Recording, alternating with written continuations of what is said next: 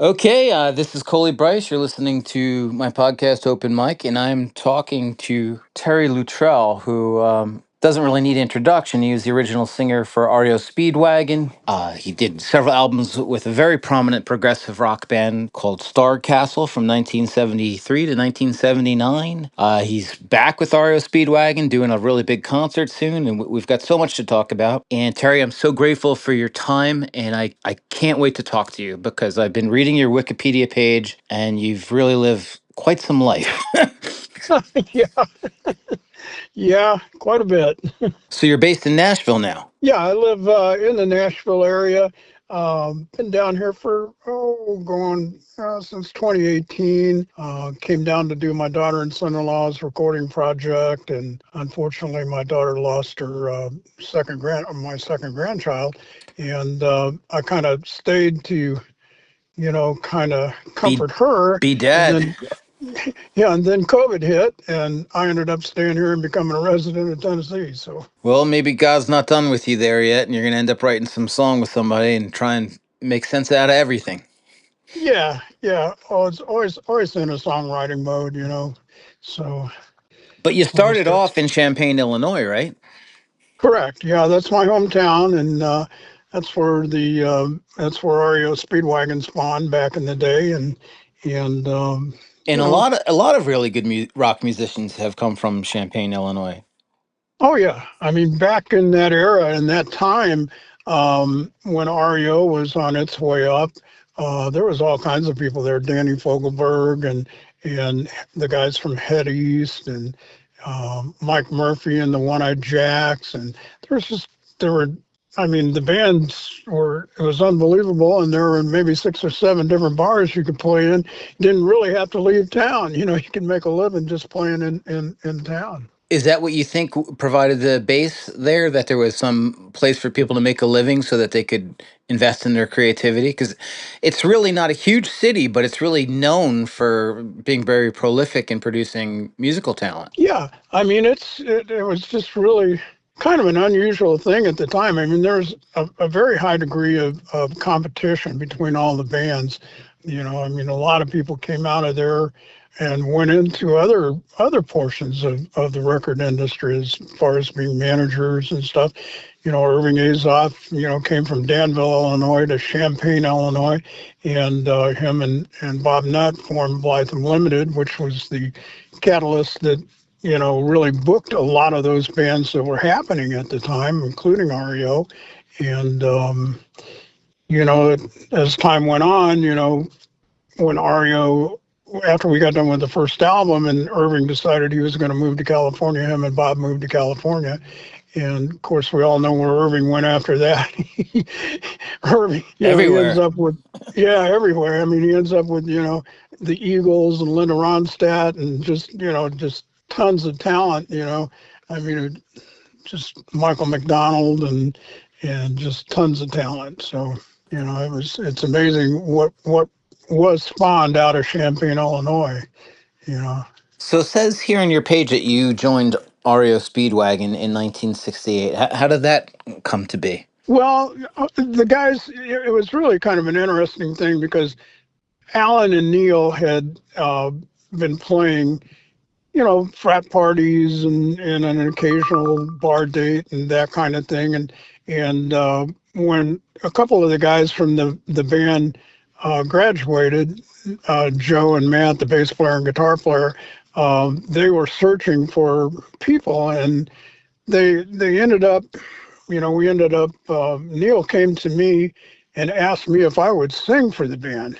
And I said, well, yeah, so it was Alan, Neil, and Alan and Neil and and I said, well, we need a guitar player. And we ended up getting a guy by the name of Bob Crownover, who was an excellent jazz guitar player, but he wasn't really a rock player. And you played some And guitar yourself back then, right?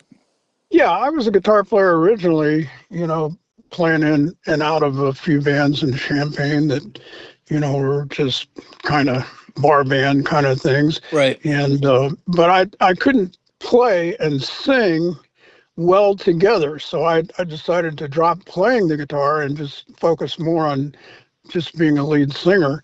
I still play guitar to use it to write with, and that kind of stuff. So, Right. but yeah, I mean that's kind of how the format happened. And then we got Bob, and we hired Greg out of a band that was the house band at the Red Lion, a band called L.C. Borden's Condensed Orchestra, and we got Greg in the band, and Bob Crownover left, and we hired at that time, he's known as Duke Tomato now, it was Bill Fiorio, and we played together for quite a while. We added horns and stuff to the band, and we were basically a cover band. It got to the point to where Bill decided he wanted to go an opposite direction, and when that happened, I told Alan and Neil, I said, we ought to start focusing on writing our own material now, get a guitar player, and that's when Steve Scarfina came into the mix. We started writing our own material, kind of changed our listening audience a little bit. It started gathering more people, and we were doing a lot of stuff for the Students for Democratic Society, for the rallies and stuff, with Kent State and that whole 9 yards when that happened. And Right. We ended up playing the war moratorium for Chicago, in Chicago, Illinois, and that was a tremendous day. I mean, It was a very historical event. Oh yeah, I mean it was really kind of strange because it all started from Hugh Hefner. Hefner was the one that asked us to play that date, and he kind of was a sponsor of what was going on with that. And Hef went to school there at the U of I, and it wasn't uncommon for him to come to our dates there in Champaign at Chances Are, and some of the other bars he would show up. Oh, yeah. So I mean, we were kind of friends, and we ended up going to that. That whole arena, that whole thing was just unbelievable. We were told at the time to be very careful because the Black Panthers were going to take the stage. And I mean, the crowd was just enormous as far as you could see up and down the streets. And they had out at our mixing console, they had cameras like you wouldn't believe. I thought the whole catwalk up there was going to collapse. It was blowing, it was pretty bad. And so the police warned us. They said, hey, those guys are going to take the stage. And sure enough, right down at the end of the set, we used to close with a song called Sympathy for the Devil by the Stones. And, it had backing bits of like the doo-doo, doo-doo, those kind of things. Oh, right. So we're in the middle of that song. I look to the right, man, and they busted the police line, and up come these guys to the stage. And the first guy looked at me like he was going to kill me, and I just handed him some maracas. And I said, here, get on that microphone and sing, doo, doo, doo, doo. He looked at me like I was totally crazy. I said, sing, damn it. And he got up there, and the next guy came up. I gave him maracas. I said, join him, sing, doo, doo. They started singing those background bits.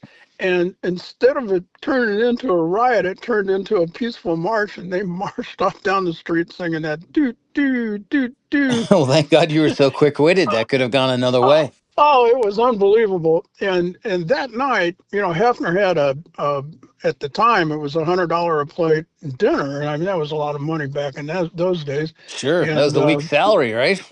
Yeah, I mean, he invited us to come to that, and so of course we go to the mansion there in Chicago, and I mean it's just loaded with people and all kinds of celebrities. I mean, I was standing there talking to what the heck's the guy's name from the Twilight Zone.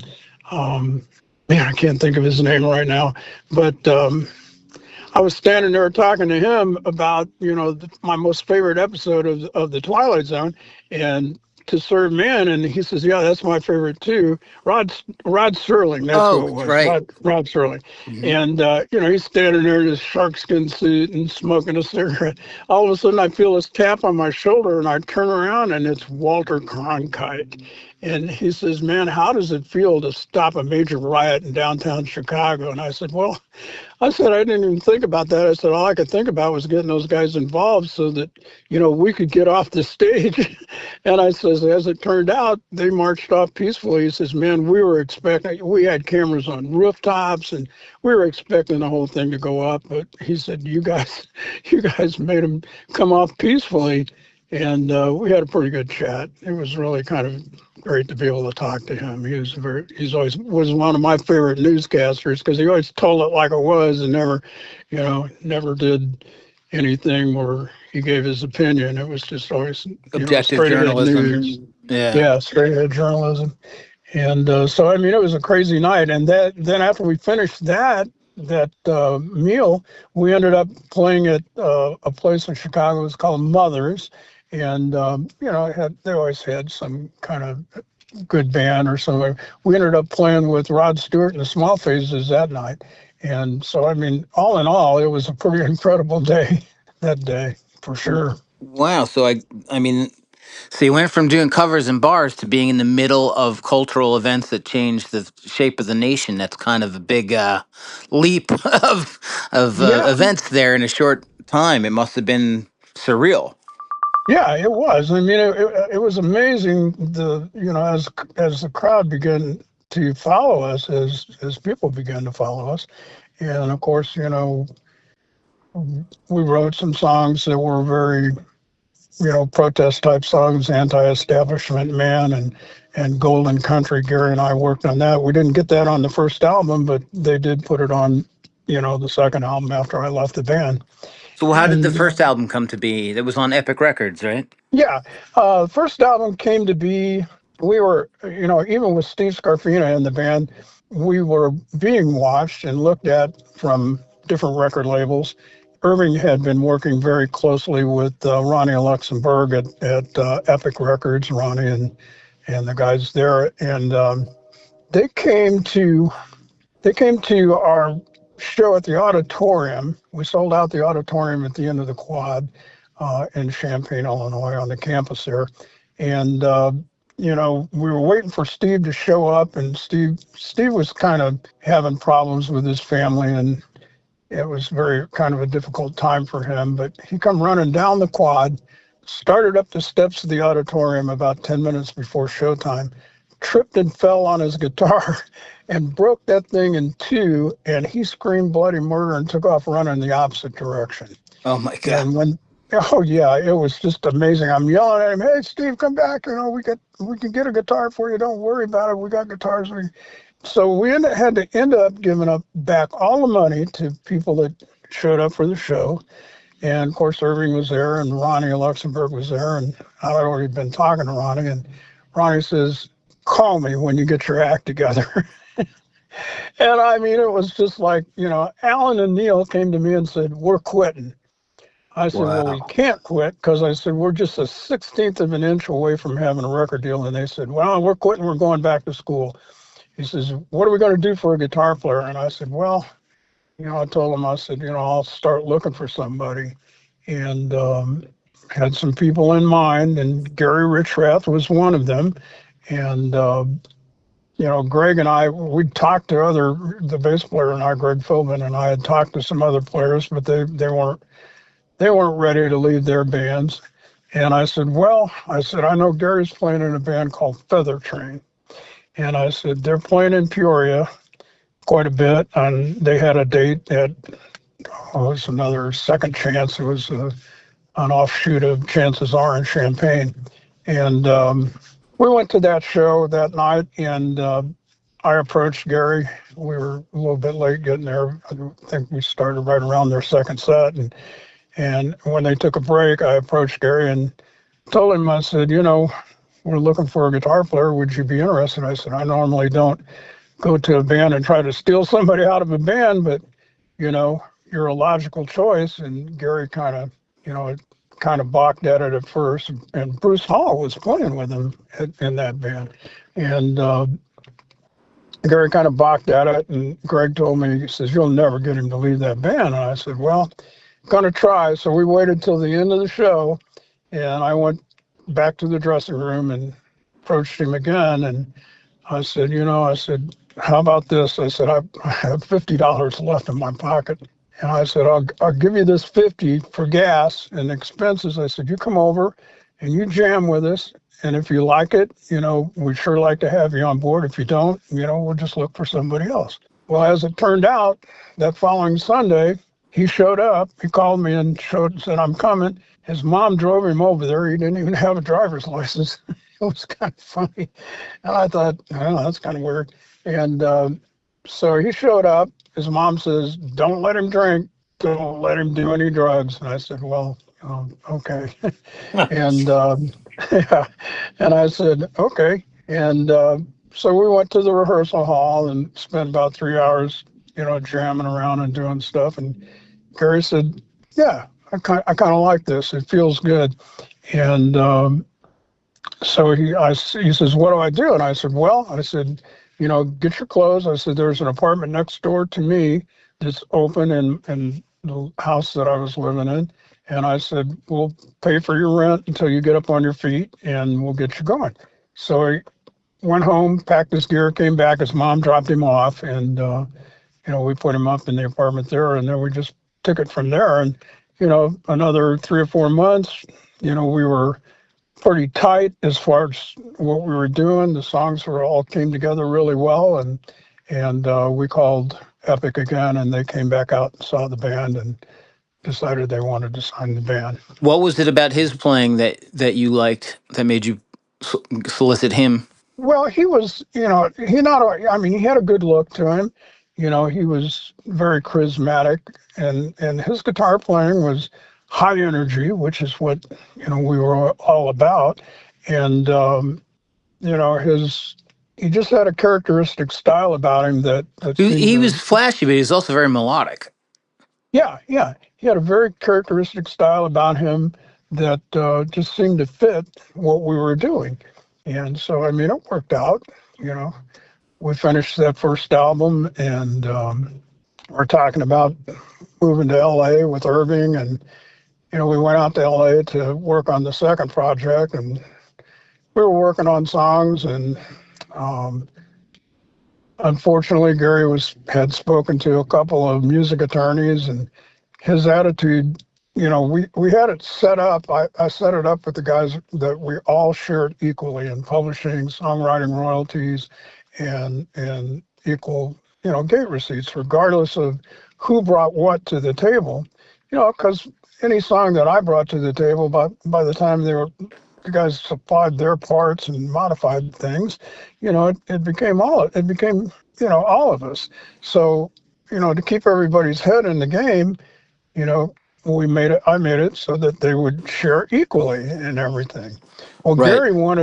Gary wanted his songwriting royalties, period. He didn't want to, share it. If I bring a song to the table, it's my song. I want all my royalties. And him and I battled over that for, maybe a month or two. I finally just said to him, I said, Gary, I'm just not there with that.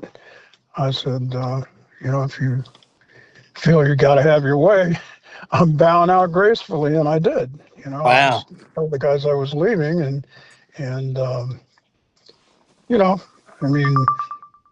that's where it went. And I stayed in California for a while, and had a couple offers to do some things, and ended up meeting some people that I would know later, especially Ainsley Dunbar and the guys in Spirit, Jay Ferguson, and Jay's still a very good friend of mine to this very day. Yeah, he's a good guy. Yeah, he is. Jay's a great person.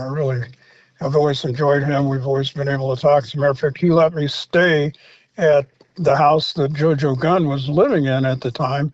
And that's when, they were out on the road. They were over on the East Coast. That summer quake hit, and that was it. I was out of there. The ground started shaking. I said, I'm leaving. And I did. I went back to Champaign, and you went to dodging tornadoes instead. Yeah, I'd rather dodge them than you can see those unless it's at night, that kind of thing. Yeah. But when the ground starts shaking and freeways start collapsing, I don't want to be part of that. No way. Yeah, so, I went back to Champaign and ended up, putzing around with a few guys that I knew, and we had a bar band or two, and I got asked to sing for a band called Mad John Fever. And Mad John Fever was the nucleus to Starcastle. And I said, well, the only way I'll do that is if I can take Matt Stewart with me, who was playing with me in these different bar bands. And Matt's dad was, the director of WDWS radio station in Champaign, Illinois. And his dad really kind of asked me to watch over him. And I did, because he knew his dad was going to pass. And so I said, the only way I'm going is if I can take Matt. So, Matt and I joined that band, and Mad John Fever And, was and the please same. correct me if I'm wrong, but in that late '70s period, Starcastle was probably a bigger band than REO Speedwagon. You were doing some really big shows. Yeah, I mean, that's what happened. Mad John Fever became Starcastle. And of course, Epic chased me for quite a while to do a solo project. And I kind of put it down. I didn't, really have enough material completely to do that totally by myself. But, when we started doing the Mad John Fever thing, we were a bar band which began to write progressive music. And, Gary Strader, the bass player, and I teamed up quite a bit on a lot of that stuff. And one of the guitar players, Steve Hagler. And we began to start thinking about, taking a different direction. And in contacting Epic about it, they listened to us, came out to see us once we developed, a complete set of our own music. We were playing the bar band music, and then we switched it to our own music, which we were able to still retain the audience, which was great. And they seemed to like it and made way for us to, start a recording project with them. So, and it worked out really well. It did. You guys did Starcastle. four albums, right? Right, correct. 4 albums. And, it was really kind of cool because, Epic Records never really got into cover art. And we were one of the first bands that they did cover art. Our first album was done. The chief illustrator of Walt Disney did the castle and all that stuff, suspended on the clouds and all that thing. And the second album was done by the same guy that did Jefferson's Starship Dragonfly, Wow. that album. And then the third album was done by the Hildebrand brothers, who did all the artwork for Star Wars. And that third album cover was actually in, I can't remember what series of the movie it was, but it was in one of the Star Wars movies as Jabba the Hutt's castle, which was really kind of a cool thing. So it really came off that. And then for some reason, they decided they were going to put our faces on the fourth album. It was like the same guy that did Fleetwood Mac's Rumors album did the Oh, photography wow. for that. And so, I mean, they treated us exceptionally well. What were some of So, the touring experiences you had back then? You played with the biggest acts of the day. oh my gosh. I mean, we were handled by Contemporary Productions, which was Irving Zuckerman and Steve Shankman out of St. Louis. They managed us and were booking us to a degree. And I told Irving, I said, we really need to have some sort of a national booking agency now. We really need to, get out, find some people that we can tour with. And I went to New York and made friends with Frank Barcelona at Premier Talent. And the reason why I made friends with him was really, we had done a show or two with oh gosh, One of his acts. one of his acts, yeah, was Eddie Van Halen. It was Van Halen, and Eddie and I became really good friends. Yeah, Wait. You almost forgot it was Van Halen? yeah. Well, I'm just having a memory flash here, man. I was up late last night dodging tornadoes, and I was just Most people trying. would remember playing with Eddie Van Halen. Yeah. Well, it's just like I say. I mean, we became really good friends, and you know, Eddie and I had talked about a lot of things, and so I mean, I ended up going up talking to Frank, and Frank decided he was going to take us on. I mean, Oh, he was hold on. handling the We have to food. talk about Eddie a little bit more. I mean, he Oh, was I yeah. will. I mean, Eddie really helped me do some tremendous things later on, which, after we did the four Starcastle albums, um, I left the band, because I was helping a friend of mine produce his band, a band called Screams. And it was a band that was out of the Midwest, and they were kind of, you know, a little bit ahead of their time as far as their songwriting ability. They wrote some really cool stuff. And, we were done.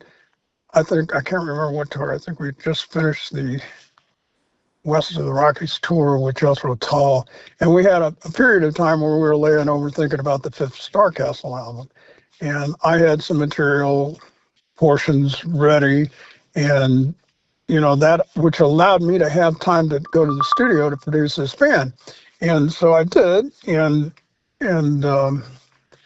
Ronnie Luxembourg at the time had left Epic and joined MCA Universal in a division called Infinity Records. And I played the demo tapes for Ron for this Screams album, and he liked it and wanted to sign the band. So I told the guys in Starcastle, I said, I'm going to go to the studio, do this recording for 30 days. I said, I'll give you my material and stuff that I've parts of the songs and stuff, and you guys can, you blend that stuff together as we always did. And it kind of upset him. And I said, well, I've already committed to this, guys. I got to do this. I mean, Ronnie's expecting me to do this. And so it ends up that they got upset with me. And I said, well, I'm sorry, I'm committed. And we just decided that it was best that we parted ways. And so I left, maintained my production company, finished the album, went to New York to master it at Sterling Sound. And, I'm staying at the Gramercy Park Hotel, and I had my appointment to go do the mastering with my mastering friend there. And I started down the elevator, and when I got to the first floor, the elevator door opens, and it's Eddie Van Halen. He says, "What are you doing, man? I haven't seen you." He says, I see you're not playing with Starcastle anymore. What's up with that? And I said, well, I explained to him I had my production company was doing this and getting ready to go over to. He says, well, have you got some music I can listen to? And I said, well, yeah, but I said, I got an appointment going on. He says, I'll call over there. And he called over and talked to George Marino and said, well, Terry's not coming for, about an hour. He says, back him up a little bit. So he did. And we went up to his room, and I played him 3 songs from the Screams album. And he looked at me, and he listened to that stuff, and he was kind of quiet about it. And he says, do you think these guys could open for me? And I said, well, yeah. I said, I think I could make a phone call and make something happen. And he says, I think I'd like to have these guys open for my 79 World Tour, which was just incredible. I mean, Wow, they were on fire then. Oh yeah, 43 dates they did with, and I mean they went to England with them, and it was all set to go to Japan. I was going to go to the Japanese leg of the thing, but anyway, Eddie put them on, and like I said, we've always just been really great friends. Well, question for you. I mean, arguably, many people would say he was perhaps the greatest guitarist who ever lived, and most people are aware of his incredible achievements in the industry, both as, in the manufacturing of gear as well as record sales. But what could you remember about him personally as a human being, non-musically, that made him special to you? Oh man, his personality was just unbelievable. I mean, he was the nicest guy. I mean, he didn't have to do what he did for me, but he did just out of the kindness of his heart. I mean, Eddie and Valerie both were, 2 really special people in my heart. And when Farm Aid came about in Champaign, Eddie was there, and I got to sit on the side of the stage with him and with Valerie and stuff. And they've always just been the most kindest, gentlest people that I've ever known. And to be able to have that insight and that personal friendship with him was meant a lot to me. And then, unfortunately, at the time, I had taken on I was still playing music on weekends, but I was driving a big truck for FedEx in the interim through the week.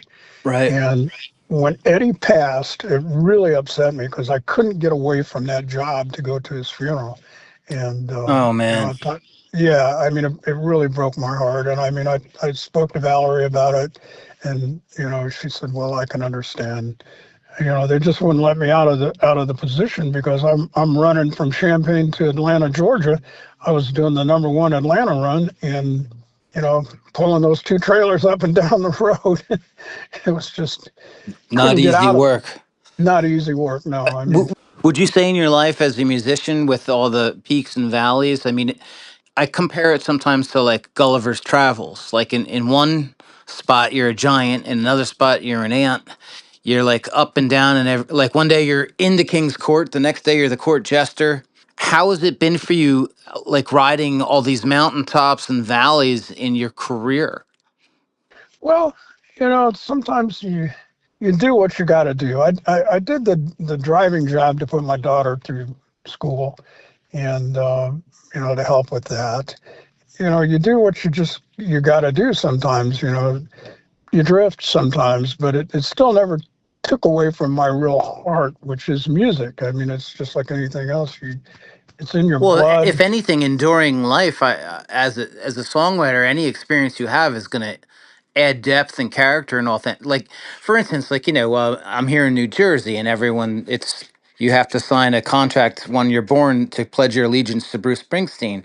Great songwriter, but do you think there's something when a songwriter actually has to live the songs he writes about and not just imagine them? Well, yeah. I mean, the songs that you write are the footprints of your life, really. A lot of people ask me about the change between the hard rock side of REO Speedwagon to the progressive side of Starcastle. What made you do that? I said, well, there are times when you feel this want and a need as a musician to experiment with different forms of music. And I mean, the Starcastle thing, it was really gratifying because even though we wrote pieces of music, we wrote long pieces of music, and to be able to fit together some of the thoughts and ideas that we had, was pretty amazing. Right. These aren't Was just songs; these are a compositional approach. compositions, exactly. And I mean, it's like, people you either loved it or you were puzzled by it and, let it go by the wayside. But I mean, still, the audiences, the listening audience that came to see us, they were into it. And I mean, there were times that, shoot, we played with Journey and we played with Fleetwood Mac and Boston tour. And, as a matter of You fact, the played Boston with tour, Journey, Boston, and Fleetwood Mac. oh my gosh, if you go to That's if you amazing. go to Starcastle's page, I think the last year out of that year, we played probably 285, maybe 290 days out of that year. I mean, Wow. the tours that we had, and thank God it was Frank Barcelona that put them together for us. I mean, we did dates with Fleetwood Mac, we did dates with Starship, we did dates with Jethro Tull, Ian Anderson, West of the Rockies tour. We played outdoors, all the major stadiums and outdoors, including Gentle Los Angeles Giant, Coliseum. Kansas, Gentle Giant, Kansas, yeah, oh yeah, Rush. it's all Rush. um, you name it, man. I mean, anybody that was anybody during that period of time, it seemed like we either played in front of Of or. those acts, which was the most intimidating to share the stage with? Which one made you guys primed and ready to fight? Well, we always took our shows on as the best that we could. I mean, a Right. lot of times when you're open, you only get half of the PA, half the lights, that kind of Right. stuff. But you still, you try not to be disturbed by that and just deliver the best performance that you can. The toughest tour was the Boston tour, and I mean, quite a few dates that we did with them.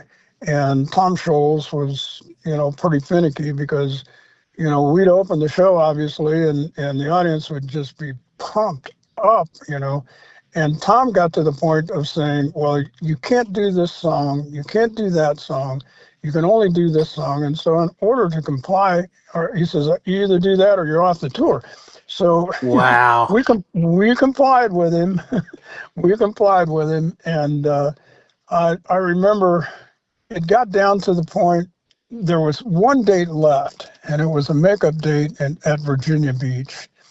And because I think, that winter, I mean, we were doing all the Midwest stuff, but it was a horrible winter, and we were very lucky to get to some of the dates, both bands were.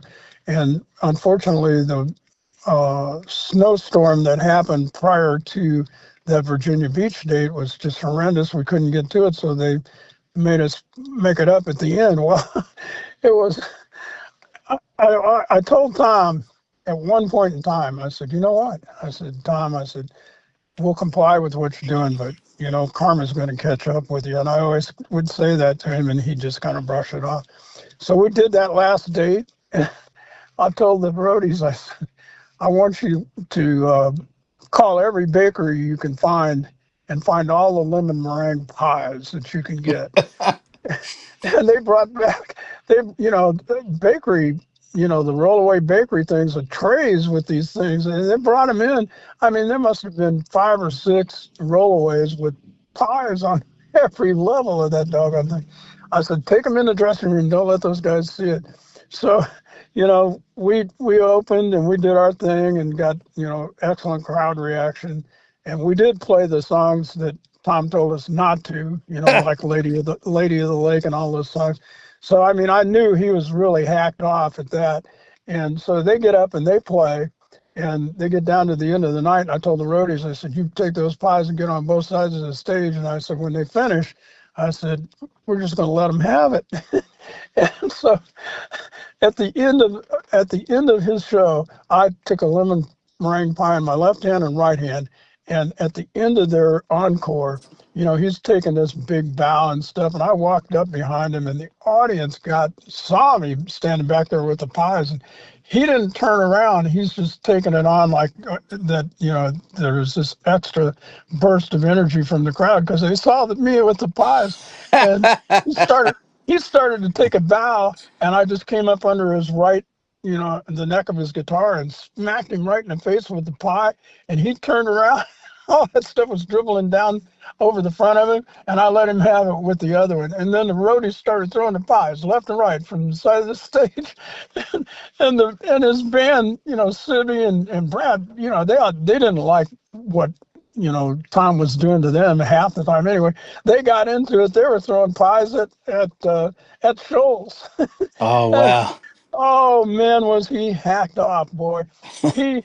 He called the guys at Epic, and Ronnie calls me and says, what did you do? I said, well, and I explained it to him about how he treated us, and I said, I told him, I said, karma's going to get you.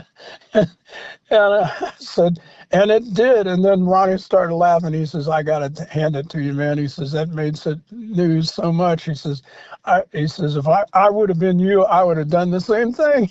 Well, So, sometimes you they got to were pluck okay a few with it. peacock feathers, right? Yeah.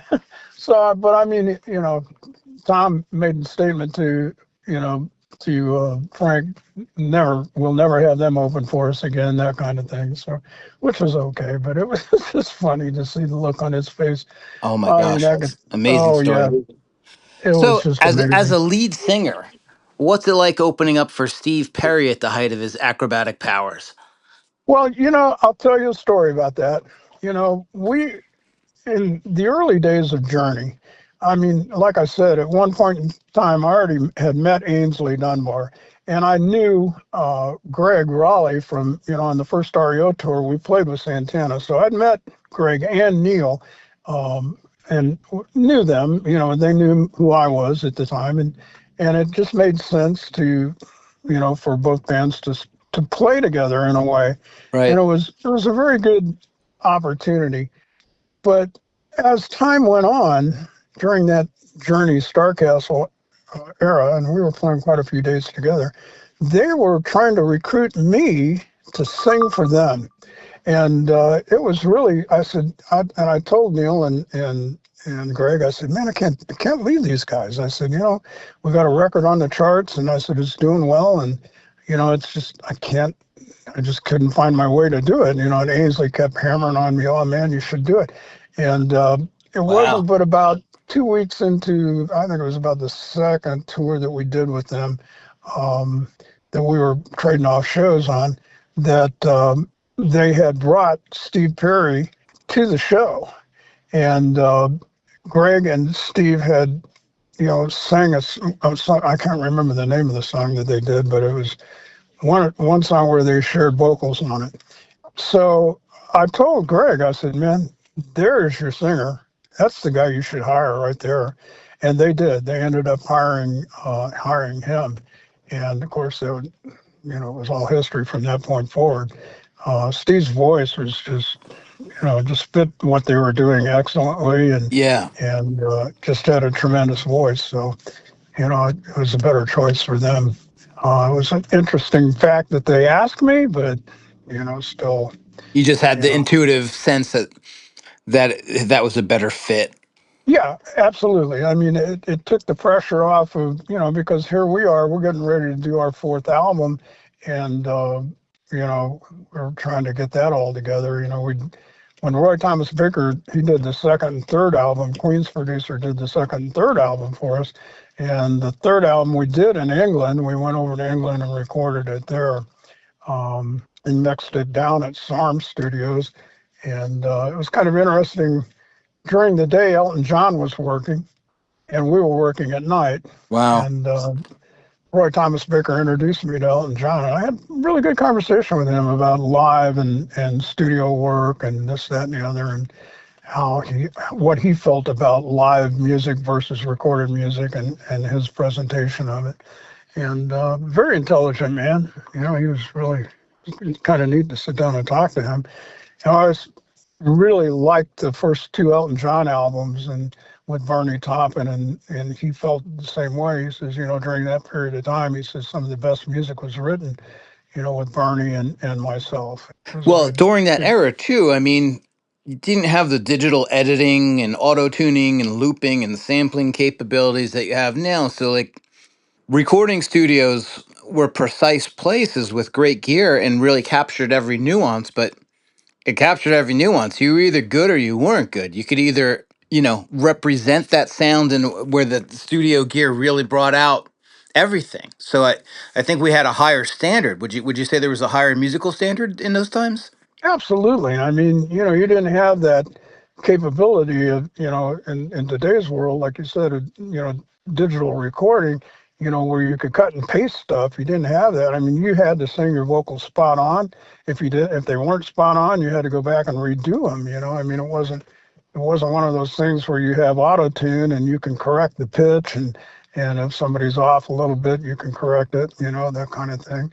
Or, like I say, have that capability of, you sang a first verse just spot on, you could cut and paste with the new stuff. You cut and paste that to the backside of the song, and you're done. You don't have to really work as hard as you did back in the day.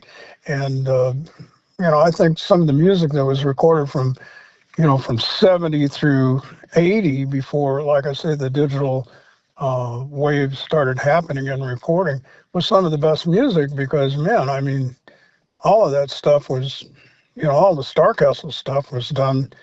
We had to, if it wasn't pitch correct, you had to do it over, it's that kind of thing until you really nailed it. And And there so, I was mean, it was just, pre-production. You had to rehearse together for months and play the same song a million times, getting everything right. It really was an effort. It wasn't just like, hey, let's just go bang this out tonight and the computer will fix it. right, exactly. I mean, one thing about Starcastle and a lot of those songs that you hear, those tracks, we rehearsed them so much, they were played straight through. They weren't, done like some. Kansas would do a part of a song and then, come back and do another part of the song and then splice the two together, that kind of thing. Or Yes would do that kind of thing. But our work was all done. I mean, we played it so well and so tight that it was all done front to back without, you know, segmenting songs together and segmenting parts together of the songs. So, I mean, it was a lot of work back then, but, in reality, it paid off. And there were some things that I felt could have been corrected mix-wise and other things, but for the most part, it all came off very well, you know.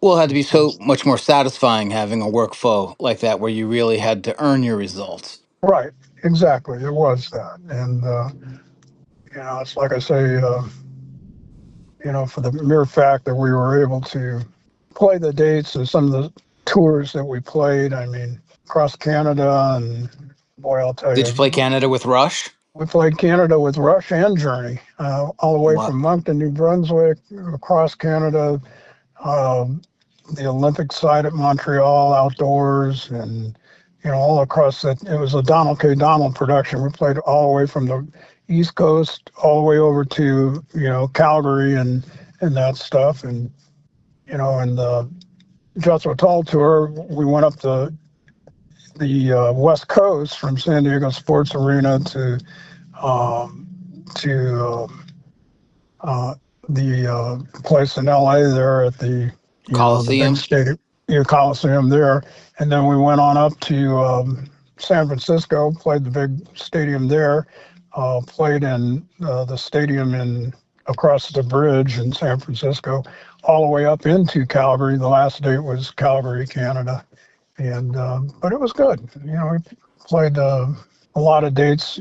Played the Cow Palace, with can't think of his name right now either. What type of repertoire? What type of music?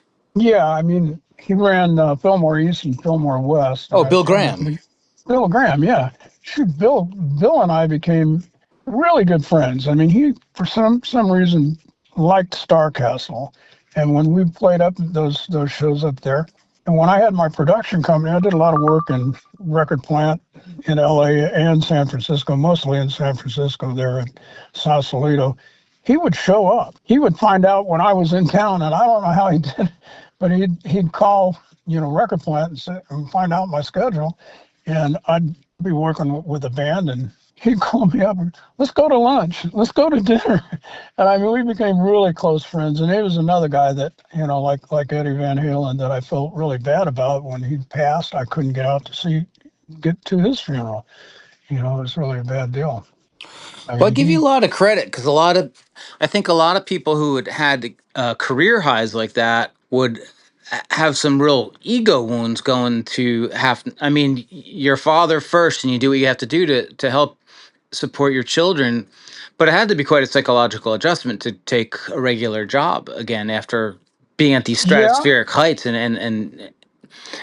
how was that psychologically? Like, were you ever driving across country and you had to hear like, keep on loving you on the radio and like you're like, damn it. Oh yeah. Like, Well, it's just like I'll remember, when I was married, my wife at the time said, let's go on vacation. I said, yeah, I need a vacation. I need to get out of this stuff for a while.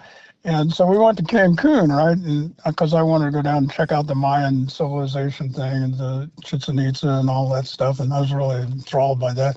So we get on the plane. It's in February and it's freezing in the States. And we get down there and it's nice and warm. And I remember no sooner getting off the plane, walking through Cancun's airport, and I look up at the screen, and REO Speedwagon is on the screen. And I looked at her and I said, you know what? I can't get away from it. It's just like, keep on loving you is playing. And so I just, ended up that whole thing, just trying not to listen to any music at all, just laying on the beach and trying to absorb some sunshine. But it was just funny, you can't, no matter where you went, you were reminded of what was going on in reality, musically. And well, I read on your Wikipedia page that you'd become a reborn again Christian at some point. Where did faith come in helping you cope with the highs and lows? well, that was a very interesting time. Myself, I was very close friends with Michael Day and Rena Jones, who were Michael Day was the keyboard player in the band Champaign. I don't know if you remember that band at all. They had that big worldwide hit called "How About Us," and Oh yeah, yeah, I think so. they Yeah. yeah they had been on Soul Train and all this stuff, and I mean, I'll put it this way. My mom raised me. I didn't have a father. So my mom tried to keep me in the church, and I knew who Christ was.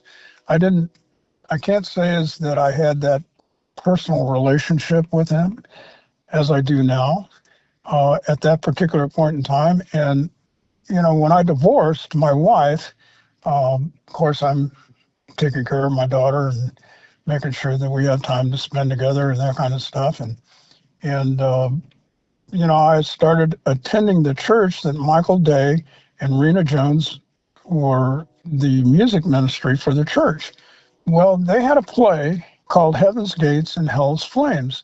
And it was about, those that knew of Christ and studied the word of Christ realized that when your name was written in the book of life, that you would obviously, if you followed the commandments, that you must be born again of spirit and water to enter the kingdom of heaven, as Christ commands, that you will have the opportunity to go to heaven.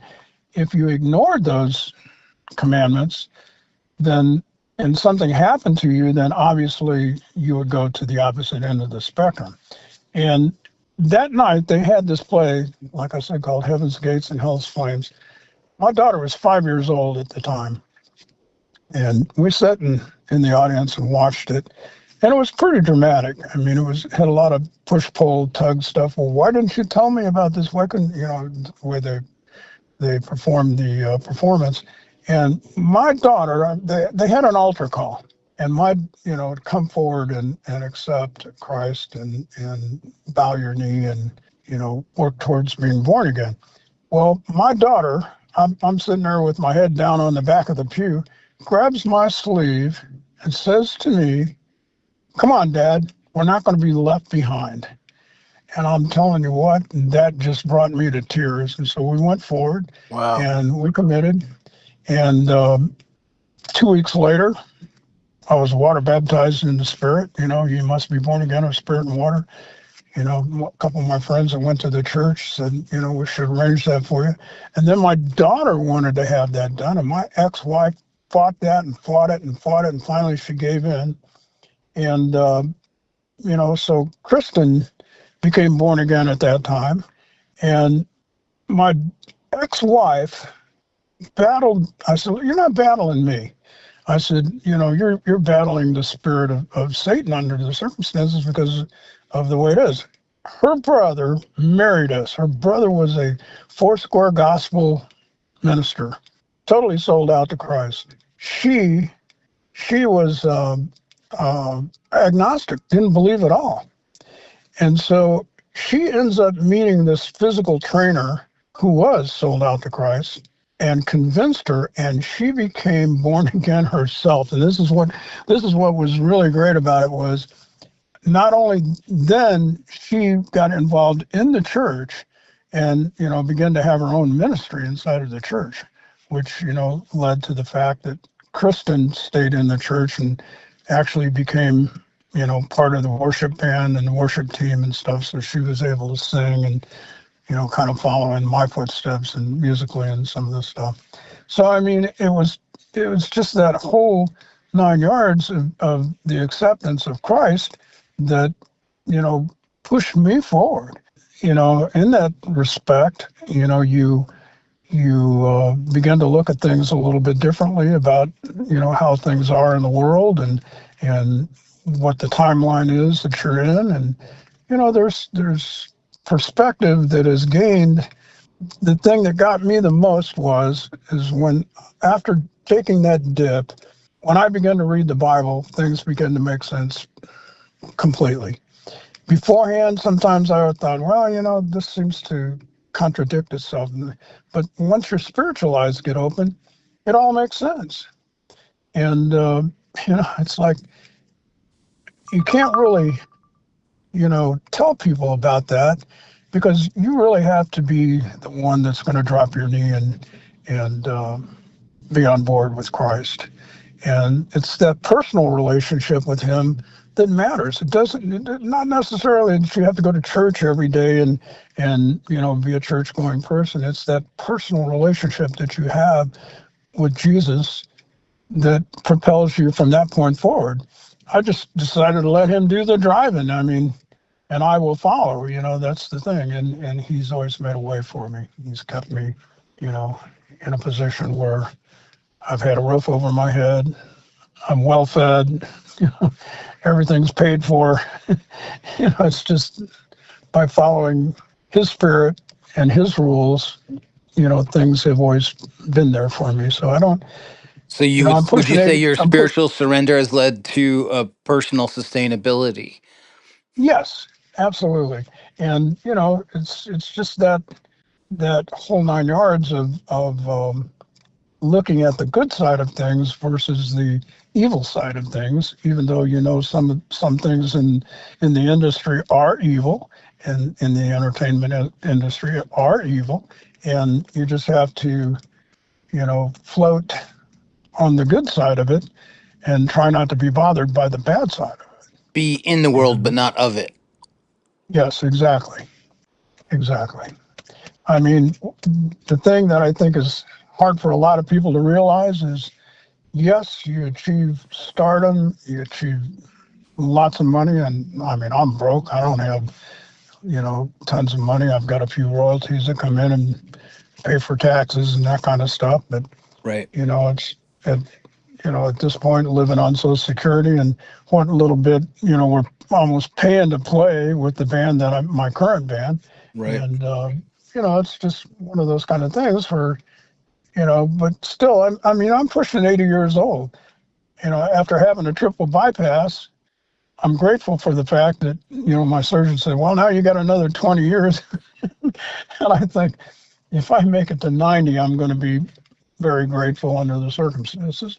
But, it's all the stuff that you acquire, those people that do acquire millions of dollars, like Kevin and Cronan and some of the other guys that, have acquired that stuff. And, you have those big houses, and I've had a big house. I live on my boat now. I live where I've always had that vision of living on a boat in the intercoastal on the East Coast and being Wow. able to move What kind of whenever I boat? want to. My son's a boat What kind- builder. Yeah. What kind of boat? Yeah, it's a Sea Ray. It's a 38-foot Sea Ray. And, Nice.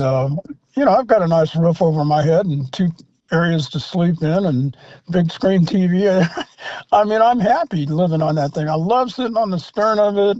Once in a while I go out into I live on the Cumberland River, and, there's a couple of lakes that have been dammed up over through that period. I love getting on the back end of that thing, throwing a line out, fishing a little bit, feed the seagulls, that kind of thing.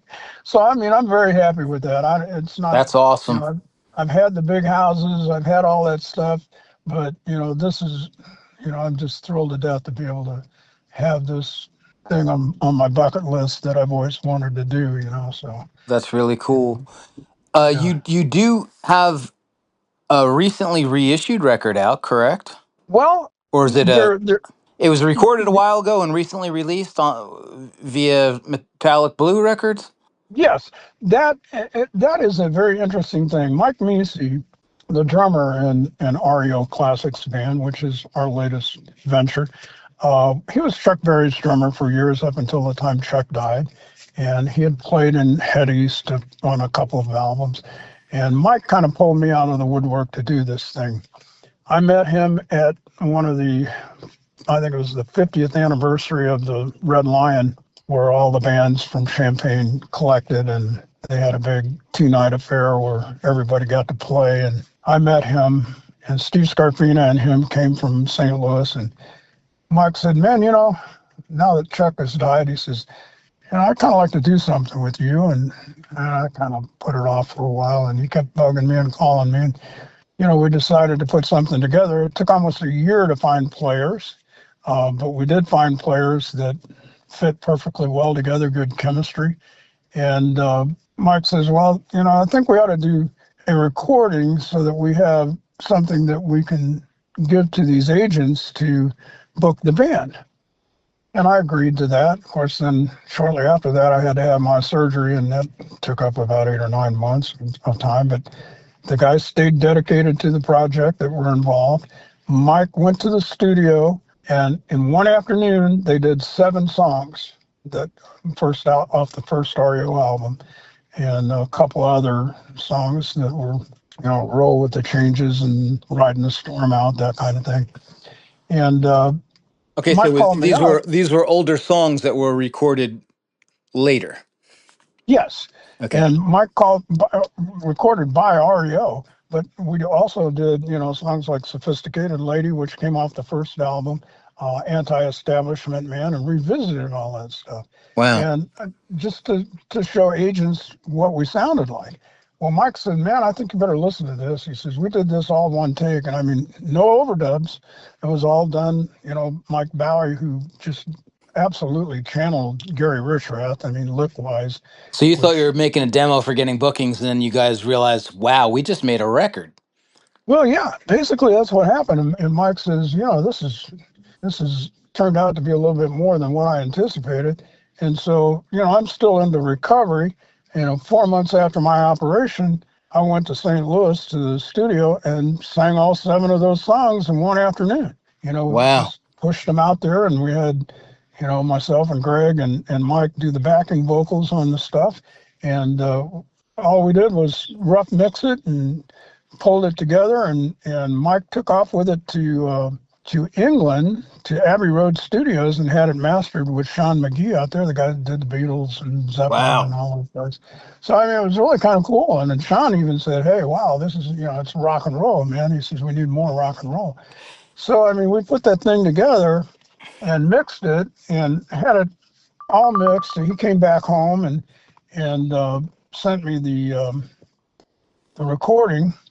And I had spoken to, Dane and I had been friends forever because he had reissued some of the Starcastle You're stuff. talking about Dane Spencer from Songhouse Music and the former bass player of Sojourn. Absolutely. Yes. And I knew Dane from back in the day, and I called him up and I was talking to him, and I said, you might want to listen to this thing. Just tell me what you think. So I sent it to him. A day goes by. He calls me up. He says, what would you think if I said to you, I think we'd like to sign your band? And I said, well, that's exciting. I said, I was just asking for your input. We wasn't trying to, do anything about looking at doing a record or anything. Well, he ends up, talking to us about it and presenting a contract to us. And it was good because we, it was the Led Zeppelin approach. We own our own masters. We own everything. He even let us do our own artwork and let us put together, the liner notes and all that stuff. As it turned out to be, a very viable piece. He took it to Johnny Phillips to have it marketed through, I can't think of the name of the company now, but it went out worldwide. We did a couple of worldwide press releases on it. Weren't they distributed by Selecto Hits or something? Yeah, Selecto Hits, exactly. Yep. Johnny Phillips and Selecto Hits.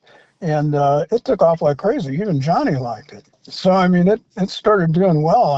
Heck, we still were getting 5-star reviews on Amazon, and, we were kind of surprised at that. And so you're going to be 80 years old, you're 79, you're living on a cool-ass boat, catching fish, and you're still putting out rock records. That's it. Well, I'll tell you, sir, to me, that's as rock and roll as it gets. That is I salute you. Scenario on the Colie. For those who continue to rock, I salute you. Oh, thank you, man. I've taken up so much of your time, and I'd love to talk again sometime if you're up for it. But I also wanted to make sure that we talked about this huge gig you've got coming up soon in June, right? Yeah. This thing happening in June. Pretty amazing event. We could talk about it now, or we can talk about it later. That's up to you. Well, yeah, let's start plugging it. Let's let people know about it. Some people might want to fly in. Yeah, this thing started out as a date at the Virginia Theater, and was gonna buy a date to play there with REO Classics Band, and invite Neil and invite Bruce to come play because of all the hoopla that'd been going around the world about what Kevin had done to Bruce. I'd spoken to Larry Fredrickson, the DJ at the radio station there, and Larry and I had played together for 10 years in a band called Tons of Fun. It was a horn band, and we did a lot of show tunes and stuff like that. Played some pretty good dates, Summerfest in Milwaukee, and some pretty good outdoor dates. And so Larry says, well, I said, can the radio station sponsor it? Can we get some sponsors to do this thing? And so that, maybe we can make some sense out of it. And he says, sure. Well, somehow or another, he rubbed shoulders with the guys at the State Farm Center, which is the big auditorium there, 16,000 seat auditorium in Champaign, and basketball stadium. And, they do all kinds of stuff in there, big concerts. And the guys that run it, Jody Parado and Grant, the guys that run the place, thought it was a great idea, and they offered to donate the hall, and make it a charitable event, and so that Kevin wouldn't be upset about it, because that way he couldn't throw a stick in the spokes, even though. I guess he hasn't made enough money yet. Yeah, they decided that they would do that, and in doing that, they had to have advertisement and stuff, and we put the advertisement together. And unfortunately, Kevin nailed the advertising and made him change all the advertising.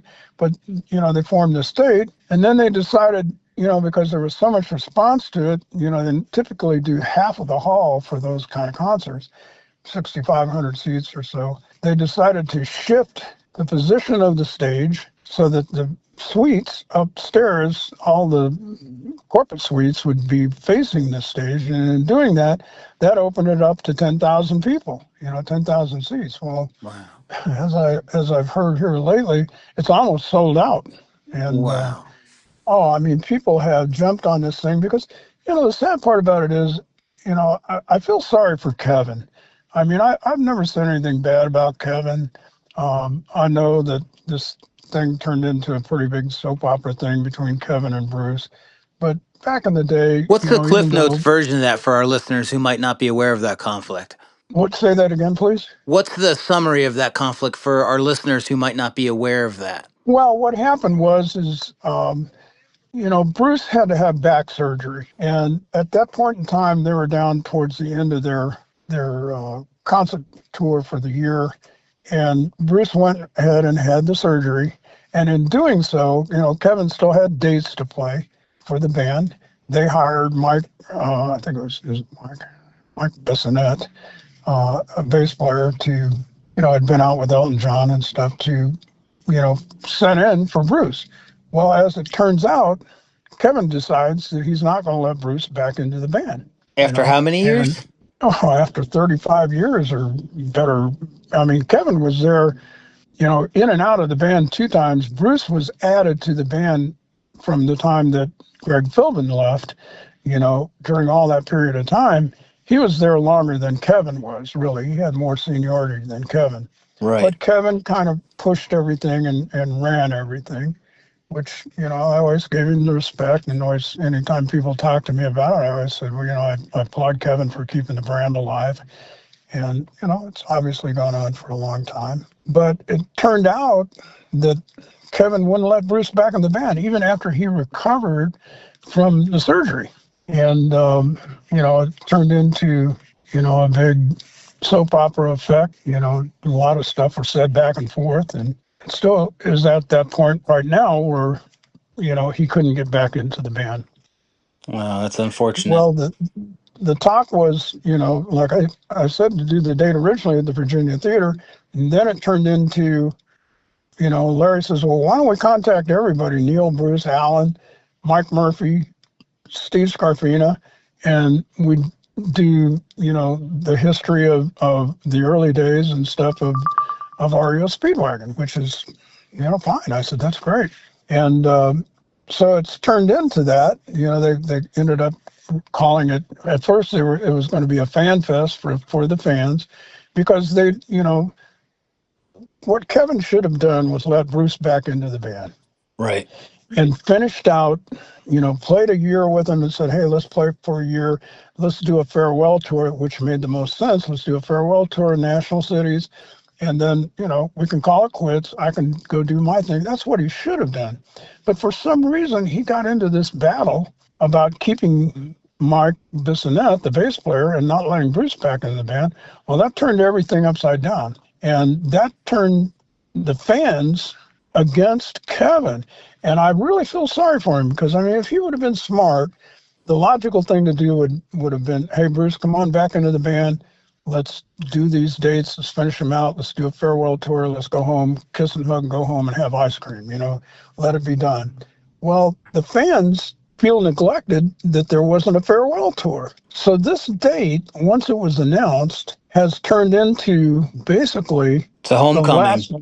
the homecoming, yes. And some people are excited about, the whole 9 yards. I mean, they bought tickets so fast. I was talking to And how the old were you when team. you started playing rock and roll in Champaign? How old was I? Yeah. Oh, I started playing when I was 16, 17 years old and in a couple of bands before REO, a And you're long time. 79 now? 79, yep. So this represents a full circle of a life's journey for you.